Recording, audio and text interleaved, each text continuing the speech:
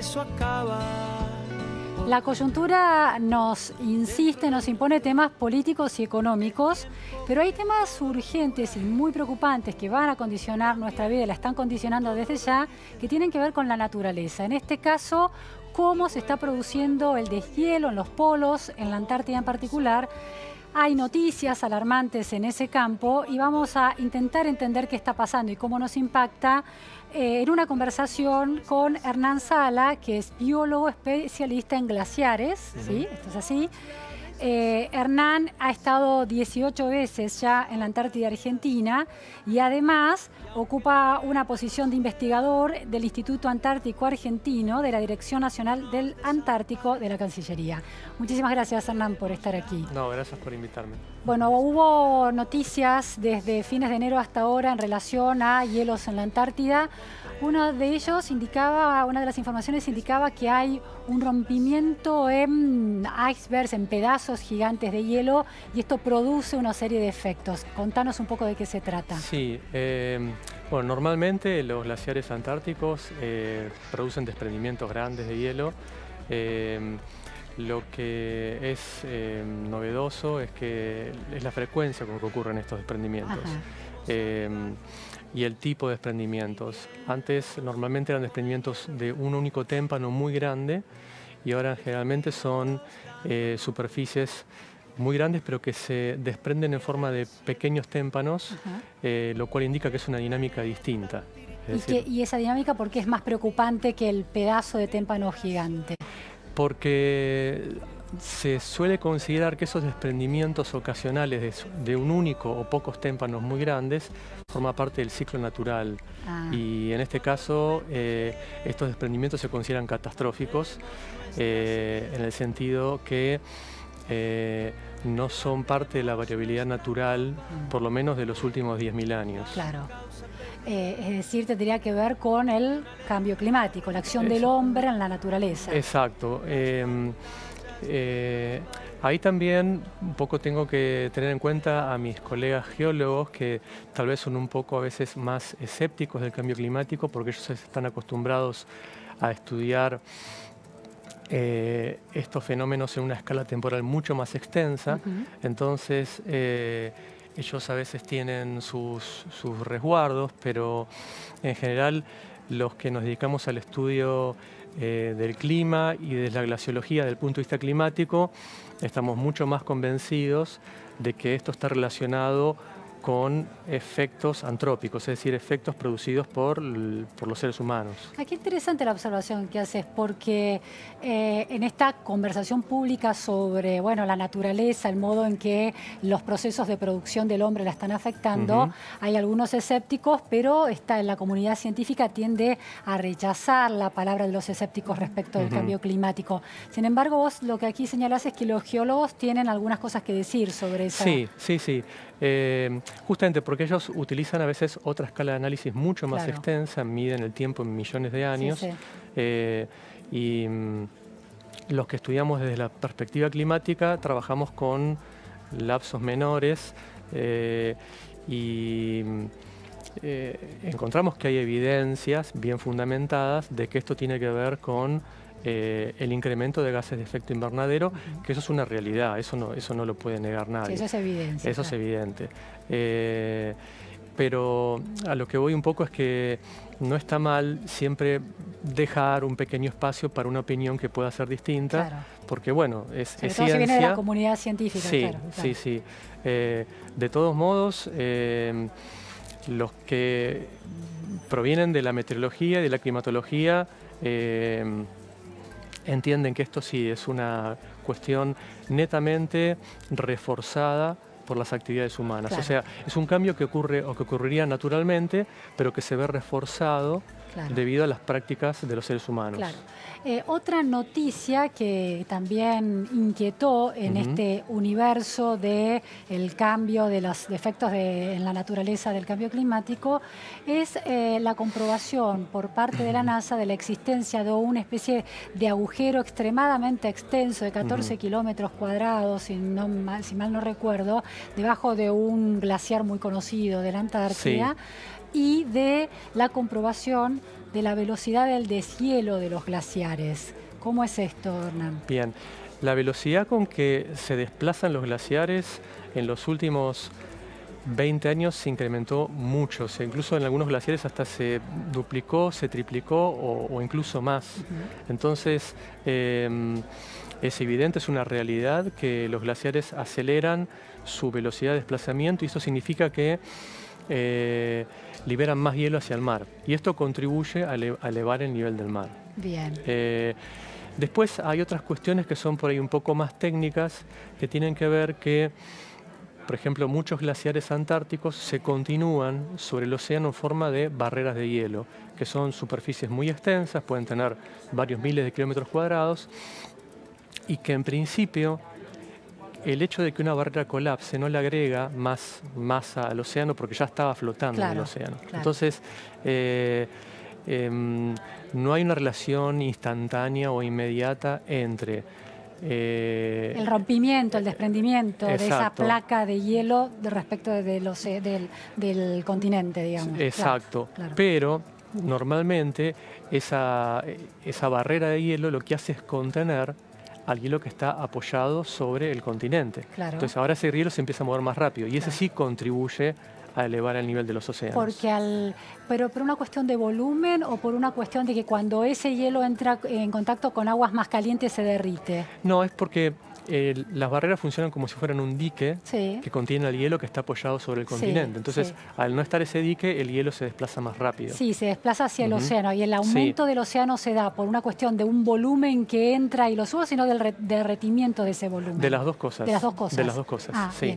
¿Qué efectos tiene en la vida de las personas, en el clima de las ciudades, todo esto que le pasa a los glaciares? Bueno, el inmediato no tiene un efecto y por eso es que es bueno distinguir que no es un efecto catastrófico inmediato, pero de todos modos es una cuestión preocupante porque es algo que se va reforzando y que contribuye a la elevación del nivel del mar y que con solo que aumente unos pocos centímetros ya es un problema muy serio, ya que muchos países o muchas regiones del mundo con una densidad poblacional alta que se verían afectados con que suban unos pocos centímetros. Por la cuestión de las poblaciones costeras, decís. Claro. ¿Impacta en las temperaturas, en las condiciones de sequía y humedad de los territorios? Sí, porque de alguna manera los polos tienen que ver con el intercambio de calor y de masa con otras regiones, en particular con el Ecuador. Entonces sí, influye. Ahora, una cosa que es muy importante tener en cuenta es que estos fenómenos que se observan en la Antártida no son el resultado de las acciones que ocurren in situ, sino que tienen que ver con acciones tomadas a distancia. Es decir, tiene que ver con efectos antrópicos que ocurren fuera de la Antártida. Emisión de dióxido de carbono, metano. Países como la China, superpoblados, con aumento de productividad, por ejemplo. Países desarrollados también en general, que producen grandes volúmenes de gases de efecto invernadero. Claro, no son las bases que están en la Antártida las que están perjudicando a la Antártida, sino las economías del mundo, de alguna manera. Es un punto muy clave porque el Tratado Antártico y los otros tratados que complementan al Tratado Antártico hacen un cuidado muy estricto del medio ambiente. Entonces, como vos muy bien dijiste, no son las bases presentes en la Antártida las que ocasionan estos cambios. No, bueno, si fuera eso sería mucho más controlable el fenómeno y no lo es. Exacto. ¿Hay una diferencia entre cómo se están comportando los glaciares de la Antártida con los del Polo Norte? Bueno, en el Polo Norte hay un volumen de hielo muy inferior. Hay una comparación rápida que es la Antártida es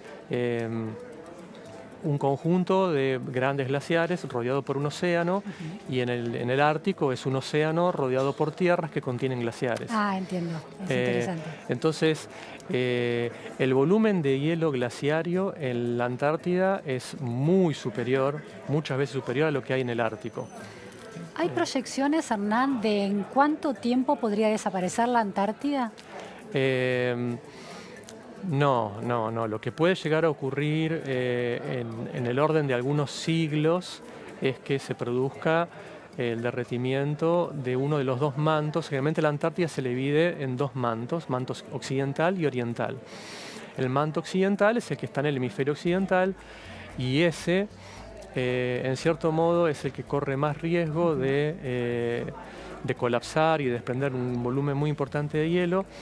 Pero estamos hablando de siglos. Y ese futuro, digamos, imprevisible, tiene que ver con la poca conciencia que hay sobre el impacto del cambio climático, de la acción del hombre en, por ejemplo, la Antártida. Es decir, parece algo tan remoto y que quizá no suceda, que nunca se terminan de llevar acciones concretas. ¿Hay algo de eso?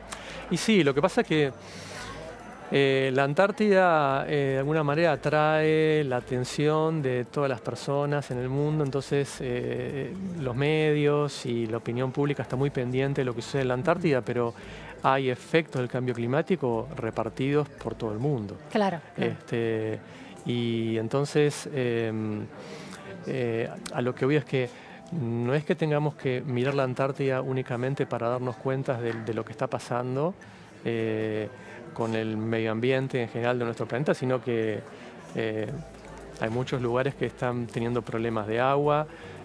Sin ir más lejos, la tendencia general de los glaciares en el mundo es a reducirse y esto está trayendo problemas en los Andes centrales, en los Alpes, en algunas regiones de Asia Central.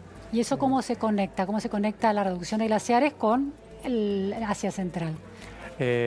Bueno, con que la temperatura media está aumentando, las precipitaciones no acompañan esos cambios, o si lo acompañan no llegan a compensarlos y producen este desajuste. Incluso, por ejemplo, las precipitaciones para que alimenten un glaciar tienen que ser en forma de nieve. Si es en forma de agua, incluso aceleran el derretimiento. Claro. Y el calentamiento hace que no haya tanta precipitación en forma de nieve. Claro, o que se produzca, pero cada vez en altitudes mayores. Entonces el área del glaciar que recibe precipitación en forma de nieve cada vez es menor. Claro. Leí una noticia, una investigación hace poco que me pareció muy curioso y muy interesante, que no solamente el efecto invernadero va a producir este calentamiento global y calentamiento de las aguas y el aumento de los océanos, sino también una capa geológica que está en el fondo del océano, que está conteniendo de alguna manera el magma terrestre. ¿Hay alguna historia así había? ¿Hay algo? Y existe la posibilidad de que haya grietas, de que eso se agriete como una especie de terremoto, entonces se recalienten los océanos. Mirá, no me atrevería mucho a explayarme sobre eso, pues es más un tema de los geólogos. Claro. Y aparte, en principio, seguiría... ¿No afecta eso, por ejemplo, a los glaciares? ¿Las condiciones en las que se encuentra el suelo sobre los que están los glaciares? Sí. Claro. Hay un caso muy conocido que es Islandia, donde hay una actividad volcánica importante.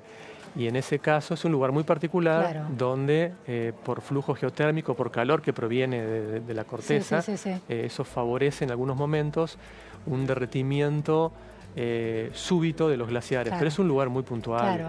Que sea algo así en términos globales... Te voy a pasar la noticia para que la desmientas entonces. Hernán, ¿hay alguna curso de acción que las sociedades puedan tomar que no sean estos protocolos consensuados entre todos los países? La acción individual, cuidar el agua, no prender el aire acondicionado, no usar plásticos, ¿puede torcer ese rumbo? Y es una pregunta difícil porque los individuos podemos hacer muchas cosas útiles, pero también están las normas que puedan actuar y contribuir a apoyar esas medidas que ya son marcos más amplios. Afectar en escala, ¿no? Claro. En principio, desde ya, todo lo que uno pueda hacer en cuanto a reducir su consumo de combustibles, producción de gases de efecto invernadero, por supuesto que es bienvenido, pero no sé si con eso solo alcanza, sino Claro. que hace falta marcos regulatorios más fuertes y que sean más abarcativos. Claro, políticas públicas. Claro, En claro. tu día a día, ¿cómo intentas reducir tu huella de carbono? Bueno, yo reciclo mucho el papel que utilizo en la oficina, en casa, y de alguna manera se me impregnó lo que hacemos en Antártida. En Antártida nosotros clasificamos la basura siempre por defecto. Sí. Y bueno, en casa lo hago y cada tanto llevo las cosas a algún punto de reciclado. Y hay otras que no sé hasta qué punto sirve que yo las clasifique, porque no sé si realmente eso tiene algún destino separado, Claro. pero hay algunas cuestiones que yo estoy seguro que puedo hacer. Por ejemplo, las baterías recargables de celulares, de las notebooks, bueno, son generalmente bastante nocivas para el medio ambiente y hay lugares donde uno las puede llevar y tener un tratamiento dedicado a ese tipo de residuos, ¿no? Bien. ¿Y usás algún tipo de auto eléctrico o usás transporte? ¿Tomás alguna acción ahí en ese sentido? Bueno, uso mi auto particular, pero no de manera cotidiana, sino más cuando tengo que hacer algo distinto a lo normal. Normalmente, para ir a trabajar, voy en transporte público o voy caminando, depende a dónde tenga que ir. Bueno, ¿bolsas de plástico? Uso bastante poco. Bastante poco. Bien. Sí. Bueno, muchísimas gracias, No, al Hernán. contrario. Vamos a tratar de, bueno, aunque no sabemos cuánto influye